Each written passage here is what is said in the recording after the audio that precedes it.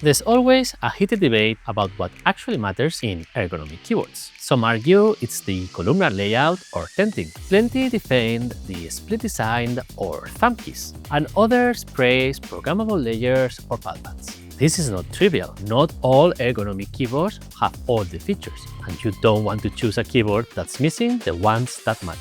Luckily for you, thanks to the thousands of surveys answered by our users, thank you guys, we have the data to settle the debate and help you get the right keyboard, this one. In this cup, I have 10 ergonomic keyboard features. I'm going to rank them based on my personal preference, and my camera woman Anna will tell me what the data says. Okay, let's start. I'm an innocent hand. Thumbkeys.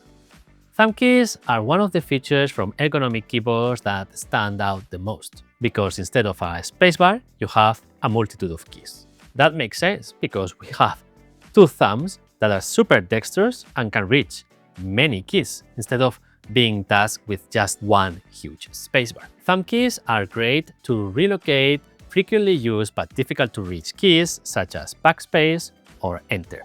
Thanks to Thumbkeys, you reduce pinky usage to reach for those keys and also easily access your layers. Like for example, here I have my arrows and my number pad. We love Thumbkeys so much that when we designed the Dygma Defy, we added even more. The Defy has 16 Thumbkeys, which I think is the perfect amount. Not because you're going to use all of them, but because it allows for users from different hand size and thumb dexterity to reach at least 4 or 5 comfortably. If you want to learn more about Thumbkeys and why on normal keyboards we have a huge spacebar, check out this other video. For me, Thumbkeys are critical, so I would rate them in the 3rd position out of 10. But maybe for our users, it's 4th or 5th. I'm not sure. Anna, tell me. You were close. The 4th. Almost. But for me, it's 3rd because I use them a lot. Next. Chun chun chun. Wireless. You would think that wireless is not an ergonomic feature, but for us it is, because it lets you adjust your keyboard freely to match the posture that you want, and having no cables helps for that. You can even use special articulated arms to attach the keyboard to your desk or to the arms of your chair, and having no wires makes that so much easier. So for that reason, for me, it's at number 5. But what do our users think, Anna? Close again. A 6th. Oh, makes sense, but almost there again. Let's continue. RGB Underglow. RGB Underglow is the strip of light that surrounds the keyboard all around. This is an optional feature of both the Dygma Defy and the Dygma Race 2. You could think that this is only for gimmicks, but it has a very useful feature because it is fully customizable. You can make it so the color of the underglow changes when you change layers. That way, you know in which layer you are just by your peripheral vision, because the color of the underglow that reflects on the table changes. Nonetheless, for me, this is a secondary feature, so I would put it at probably 9 out of 10. What do our users say, Anna? Almost again. A 10th. That makes sense, because all our keyboards come with per key RGB, which is the lights under each keycap, which also change when you change layers. So that's another visual indicator. Next, hot-swappable switches. Hot-swappable sockets is a feature that allows you to change the switches underneath the keycap. This is something that many mechanical keyboards have, not only ergonomic keyboards. But for me, it's a very important ergonomic feature because there are many different switches out there with different actuation force and type of actuation. There are linear switches which don't have a noticeable actuation point. Then there's tactile switches which have an actuation bump that you can notice. And then there's clicky switches which on top of that actuation bump, which you notice with your finger, you also get an actuation click, which you can hear. Having a hot swappable keyboard lets you try different switches until you find the one that suits you perfectly. And that is very important for ergonomics. Of course, this is not as important as other features like, for example, the Thumbkeys that we saw before. So I'm gonna rank this 7 out of 10. But what do our users say, Anna? The 8th. So almost, once again, I'm always missing by 1. Let's go. Programmable. Many ergonomic keyboards are also programmable keyboards, meaning that you can move any key anywhere that you want on the keyboard and also have multiple layers with whatever you want on them, such as shortcuts, other keys, macros, and even keys that do multiple things at once. So for example, you can tap them to get enter and hold them to get a layer change or maybe a modifier such as shift. This is a critical feature of ergonomic keyboards because if you have many thumb keys, but all of them are still space, it doesn't matter. If you compare my layers with our CEO's layers or Anna's layers, they are completely different because each one of us tailors the keyboard to their needs. So as I said, this is a critical feature for ergonomic keyboards, so critical that for me, it's on second position, 2 out of 10. But what does the data say, Anna? Same as you, second one. Oh, finally! Yeah, it makes total sense because without being programmable, an ergonomic keyboard is barely ergonomic. Next one, pal pads. In our keyboards, we have palm rests and magnetic pal pads that go on top of the palm rests. Pal pads allow you to rest your hand on the keyboard and still keep a neutral position. If you wouldn't have pal pads or palm rests, your hand will rest lower than the keys and you would have wrist extension, which is when you bend your wrist upward to reach the keyboard. And this is with pal pads, so more neutral. For us, pal pads are very important and we put a lot of development hours into making them the perfect amount of soft, so they're comfortable but still firm enough. And they're also magnetic, so you can put them on and easily remove them. Nonetheless, compared to all the ergonomic features that our keyboards have, this probably doesn't rank up as high. So I would say this is number 8 on my list. Almost there. The 9th. Oh, so closely. It makes sense because other things that we've mentioned, like the thumb keys or the programmability or even wireless, are more important. Let's go, baby. Open source. Our keyboards have open source software and firmware. And that is something that is important for the Ergo community for 2 reasons.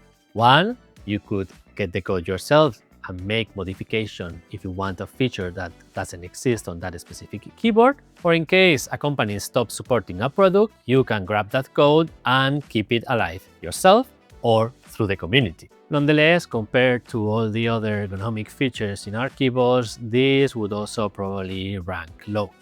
For me, it's the last one, 10, but maybe for our community, it's a little bit higher. Tell me, Anna. Yes, it is higher. The 7th. That makes sense. I understand why people would rate this higher. It's always reassuring to be able to access the code of the software and the firmware of the keyboard that you're using daily. What do we have? Columnar. Ta-da! Columnar refers to the key disposition. Normal keyboards have a row staggered layout, so the keys are arranged in rows that are staggered. This is inherited from the mechanical limitations of the typewriter. If you want to know what other limitations have modern keyboards inherited from typewriters, check out this other video. It's one of my favorites. However, our fingers don't move diagonally, they move vertically. So it makes more sense to have the keys arranged in columns that our fingers can move vertically along, and those columns can be staggered to match the length of our fingers. For me, Columnar is a critical ergonomic feature.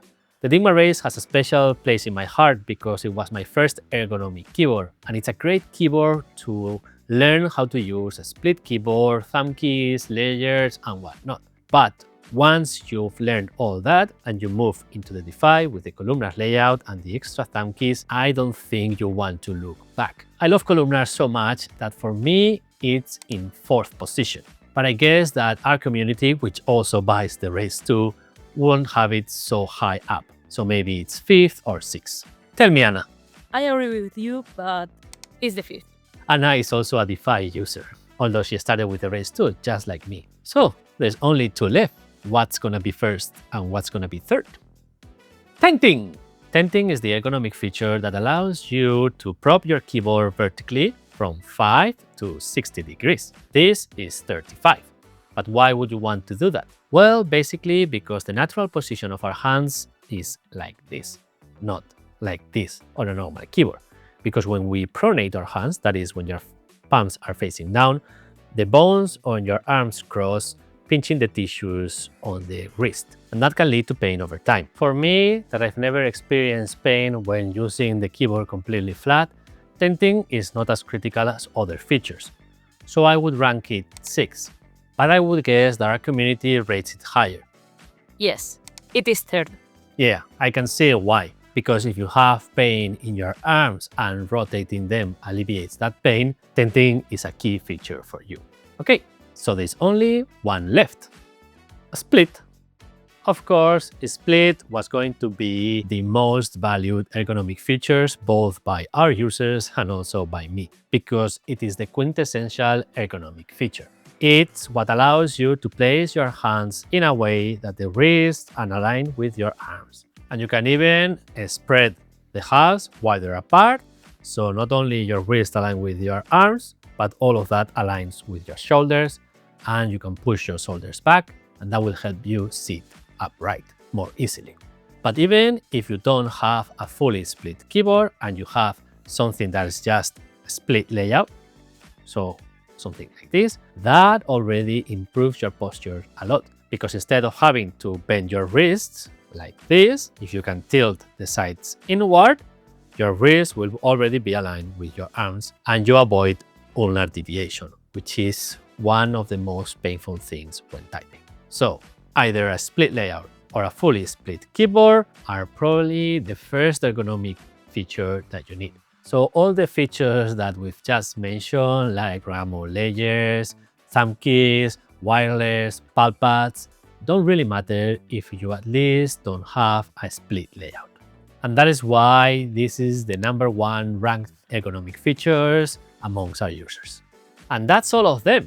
However, there's one feature missing, a concave keywell, which isn't in the survey because our keyboards don't have it. Some people love it because it makes it easier to reach the upper and lower rows. Still, it also comes with trade-offs. It makes the keyboard taller, so you have to adjust your sitting position.